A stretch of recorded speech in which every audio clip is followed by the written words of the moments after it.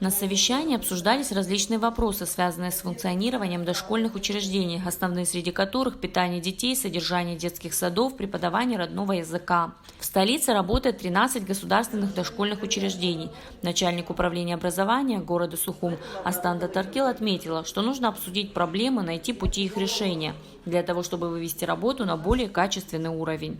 Для нас первостепенная задача – это методическая работа.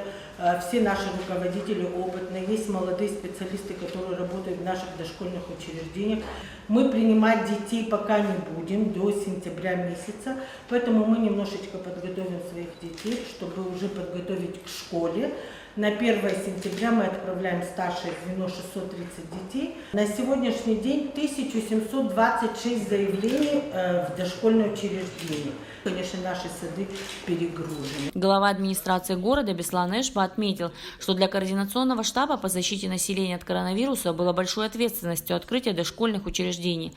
Он сообщил, что будет произведена ревизия детских садов и составлен реестр того, что нужно делать в первую очередь. Это на самом деле очень ответственное решение для руководства страны, потому что угроза возобновления каких-либо фактов о коронавирусной инфекции, она все равно остается. Мы пошли на этот шаг все вместе, предложили президенту это решение, оно было принято, потому что есть такой социальный момент, который мы должны были этот вопрос снимать уже дальше. То есть, тем более с учетом того, что новый учебный год должен начаться. Поступил документ, выработанный вами же на те мероприятия, которые необходимо провести в детских садах.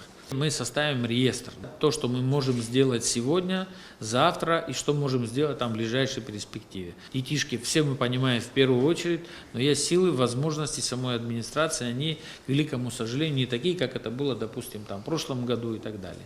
Сами знаете, что спад экономически присутствует, и те возможности, которые были ранее, сейчас таковых нет. Мы идем серьезным отставанием. На всяком случае, социальные обязательства мы выполняем все. Со следующей недели такое мероприятие у нас начнется. Заведующие, присутствовавшие на совещании, подробно рассказали о проблемах, которые существуют в дошкольных учреждениях. Некоторых беспокоит качество питания, у других подтапливает подвалы, дворы детского сада. Обсуждали методическую работу и введение родного языка в русские группы. Детей у нас всего по списку было 152 на 4 группы. Из них самое страшное то, что площадь групповых комнат составляет всего 25 квадратных метров. Там стоит мебель и все прочее. Вы представляете, детям просто дышать даже нечем. А сейчас при коронавирусе этой, так сказать, работе очень сложно. В надлежащем виде у нас садик. Единственное, что у нас, конечно, есть проблемы с подвалом. Бывает в плохую погоду, оттуда идет такой неприятный запах, да. Крышу, конечно, нам тоже надо бы отремонтировать, хотя она не течет. У нас ничего не протекает, просто крыша старая, 71-го года садик.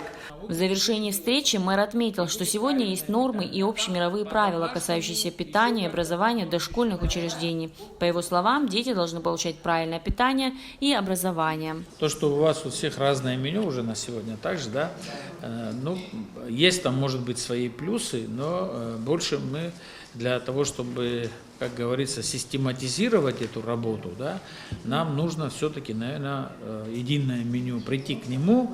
Будет сейчас в ближайшее время встреча с Институтом детского питания в Москве. Мы возьмем лучшие варианты в этом вопросе, постараемся их адаптировать. Но как бы мы с вами не нарисовали технологическую карту, не разработали меню, исполнение на месте требует высокой ответственности. Здесь будут самые жесткие требования, чтобы их выдерживать. Мы будем работать с родителями, будем разговаривать, сами максимум будем усилить. Если мы говорим о здоровом поколении, о том, что дети выросли здоровые, получали полноценный рацион, на это будем делать главную ставку.